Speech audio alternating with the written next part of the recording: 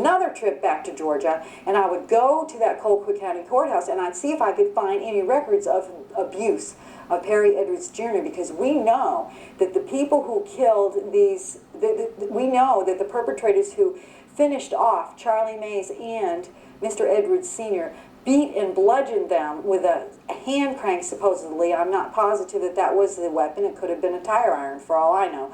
But I do know that the two men, Charlie Mays and Perry Edwards Sr., were beaten to their deaths after being shot inside that store, which they had to get rid of them. And I know when Tommy woke up, he heard a white man say, "Mays has been hit. Dispose of him. We cannot take him with us. Get rid of him. Dispose of him." That's what Tommy heard. And then he heard people run out the back door of the store. So I've always been wondering, who is there more than one ringleader? You know, are there two? How many white guys? I mean, is it a black guy that just sounds like he's white? I don't know. So then I told Gene Jones that one of the key vehicles that was seen outside the store by witnesses that were never allowed to testify because they were hidden, and this would have mattered, they saw a white car that was similar to a Cadillac outside the store at the same time of the murders.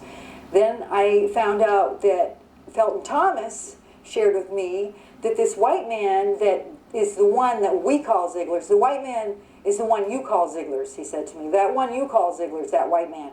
He was a spitting like this. I said, spitting like what? He says, you know, spitting like chewing. I said, was he chewing? He said, I didn't see him chewing, but he was spitting, spitting, spitting. I said, as if he was chewing, yes. So I found that out.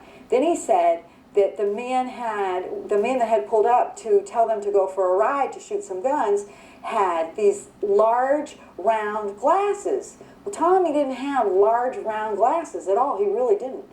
So I described these things to Gene Jones, and he said, oh, I know who your man is. He said, and I kept one detail back from Gene Jones because I needed to see if he would voluntarily say this key point. So I gave him a little bit of information, like I said, but the key point that I left back was that the lawyers were positive that somebody walked out of the Zeigler furniture store with a .22 in their body. That one of the first tips that they ever got on January 6, 1976 was a man named Nathaniel Brown, who was with the NAACP. He didn't even want anything. He came forward and he got in touch with the Zeigler's lawyers and the Zeigler's family, and he said, I know who did it. A white guy hired these black guys, and they pulled up in a bluish-green van, and they were supposed to get paid $1,000 each. And their job was to get Tommy Zeigler out of the picture and let him suffer embarrassment in the community so he could never be a dignified person of William Thomas Zeigler's stature again. And I thought, this is really, really bizarre. And then it said that this tipster, Nathaniel Brown, who was with the NAACP, who came forward voluntarily, said he came forward because of Tommy's assistance and his caring for the black community and for being so gracious to give them credit and to help them all the time. He felt it was his duty, it was his responsibility to come forward and tell the truth. And he added in that one of the perpetrators was still holed up out there in Oakland, Florida with a .22 in his body. So Gene Jones was describing this local hitman that used to hang out at the same bar that I found out that Perry Jr. hung out. It was called the Monkey's Corner.